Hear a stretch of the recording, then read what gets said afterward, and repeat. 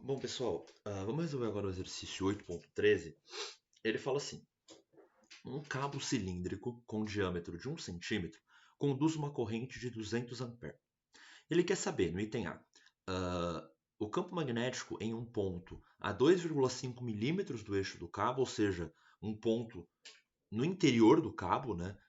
E o campo na superfície do cabo. Então, o que acontece, gente? A gente tem que o cabo cilíndrico é um cilindro.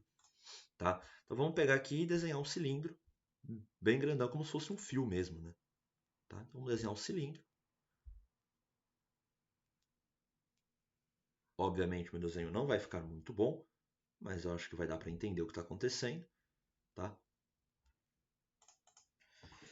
Então a gente vai ter aqui um cilindro.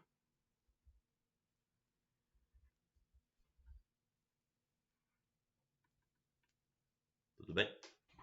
E aí nesse cilindro, que atua como um fio, né, está passando uma corrente. Eu vou supor que essa corrente está uniformemente distribuída aí nesse cilindro, ou seja, aparece uma densidade de corrente que eu vou chamar de J, né? Vou falar que esse eixo aqui para cima é o eixo Y. Aparece uma densidade de corrente J, que vai ser a corrente dividido pela área total, né? Na direção Y. Tudo bem? Então, uma densidade de corrente J, que é igual a corrente I dividido pela área, né? Onde essa área aqui é πr ao quadrado, onde R é o raio do cilindro. Tudo bem? Então, vou escrever aqui, R é o raio do cilindro, que nesse caso, a gente já pode até ver aqui, que esse raio é de 0,5 centímetros. Tudo bem? Metade aí de 1 centímetro, porque o diâmetro do cabo é 1 centímetro, então o raio é meio centímetro. Tá? Bom, aí o que acontece?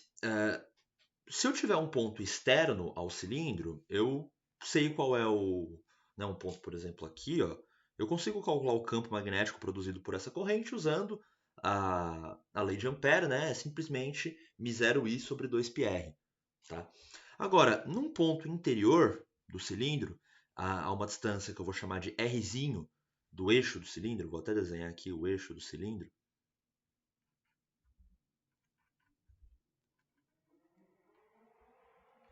Tá? Então, se eu pegar, por exemplo, um ponto a uma distância Rzinho do eixo do cilindro, qual vai ser o campo magnético nesse ponto? Para isso, a gente vai usar a lei de Ampère. O que a lei de Ampère diz? A lei de Ampère diz que se eu integrar o campo magnético, fazer uma integral de linha do campo magnético por um caminho, isso vai ser igual a μ0I, onde I é a corrente que está furando. Eu vou chamar aqui I dentro. Tá? Que é a corrente que está furando esse caminho. Como assim? Então vamos pegar e vamos desenhar uma curva que a gente chama de amperiana. A ideia é muito parecida com o que a gente fazia na lei de Gauss, tá, gente? Lá a gente desenhava uma superfície gaussiana, né? Aqui a gente vai desenhar uma curva que a gente vai chamar de amperiana. E essa amperiana vai ser uma circunferência aqui, tá? Centrada no cujo eixo central é o eixo do cilindro. E aí essa circunferênciazinha aqui tem um raio que eu vou chamar de R. Tudo bem? E aí, se eu calcular a integral de linha do campo magnético ao longo dessa circunferência, eu vou obter o seguinte, eu vou obter, ao longo dessa amperiana, eu vou obter B vezes 2πr. Porque o campo magnético vai ser uniforme, né? Vai ser constante ao longo dela. Obviamente ele vai mudar de direção, né? Ele vai fazer a curva, né? Ele vai circular assim como a curva, né? Mas o valor dele é constante, então por isso que a gente tem essa expressão. Do outro lado, a gente vai ter o μ0 vezes uma corrente que eu vou chamar I dentro. O que é essa corrente I dentro? É a corrente que está atravessando essa amperiana, que está atravessando aqui, a corrente que está atravessando essa curva aqui. Beleza? Não vai ser a corrente total do fio, vai ser apenas a corrente que está atravessando essa seção aqui. Para isso, a gente faz o seguinte, a gente vai escrever esse I dentro como sendo a densidade de corrente, que é uniforme, vezes a área dessa curva. E a área dessa curva é πr. R². Beleza? Bom, mas o J a gente já viu que pode ser escrito como I sobre πr². E a gente vai ter isso aqui. Aí eu vou poder cortar os π's e aí eu vou encontrar o seguinte, eu vou encontrar I R² sobre R². Então reparem, gente, que basicamente o que a gente fez foi fazer uma proporção de distribuição de corrente pela área.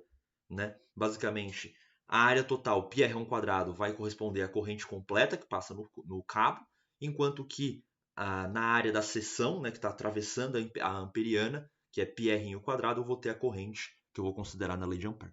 Tá? Reparem que se eu fizer R igual a R, ou seja, na superfície do cilindro, eu vou encontrar I, que é a corrente total. Tá? E aí o que acontece? A gente vai encontrar o seguinte, vai ficar B vezes 2πr, 2πr, né? Igual a μ0 I R² sobre R². E aí eu posso isolar o B. E aí quando a gente isolar o B, a gente vai encontrar a seguinte expressão para o campo magnético. A gente vai encontrar μ0 I R sobre 2πr². Repara que um R vai cortar com um R, o 2π passa dividindo, e aí a gente obtém essa expressão aqui. Então reparem que dentro do cabo a corrente cresce, vou fazer um gráfico aqui, ó.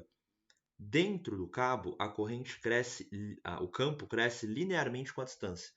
Ele cresce aqui linearmente com a distância. Até que a gente chega num ponto aqui, vou chamar isso aqui de B, isso aqui eu vou chamar de R, até que a gente chega num ponto aqui em que eu chego na extremidade do cabo. Então, R se torna igual a R. A partir daqui, o campo cai com 1 sobre R, a expressão que a gente conhece, a gente já deduziu, né? Que é o μ0I sobre 2πr. Beleza? Então, essa expressão que a gente encontrou aqui é a expressão válida nessa região aqui. Já a expressão válida nessa região aqui, na outra região, a gente encontrou no primeiro vídeo dessa playlist, dessa lista. Tudo bem? Bom, então é isso, gente. Esse é o exercício. No item A, vocês vão usar R igual a meio centímetro, R igual a 2,5 milímetros. Não esqueçam de converter para metro. E no item B, vocês vão usar R igual a R igual a meio centímetro. Beleza? Então é assim que a gente resolve o problema. Esse tipo de exercício é bem importante, tá? Vocês entenderem como funciona, tal, bonitinho, como que funciona a lei de Ampère para esse caso. Esse é um dos exercícios mais clássicos de lei de Ampère, né? Inclusive é um exercício muito bom para prova e provinha. Tá? Inclusive a gente poderia brincar aqui com uma corrente que não seja uniforme, por exemplo, uma corrente que depende de R. E aí aqui eu teria que fazer uma integral, tudo bem? Ao invés de simplesmente multiplicar J pela área, eu teria que fazer a integral de J pela área. E seria uma coisa um pouco interessante da gente fazer também. Beleza? Então, espero que vocês tenham entendido legal o exercício. Se vocês tiverem algum problema, vocês sabem que vocês podem me procurar. Bom, então, daqui a pouco, próximo vídeo, discuto mais um exercício.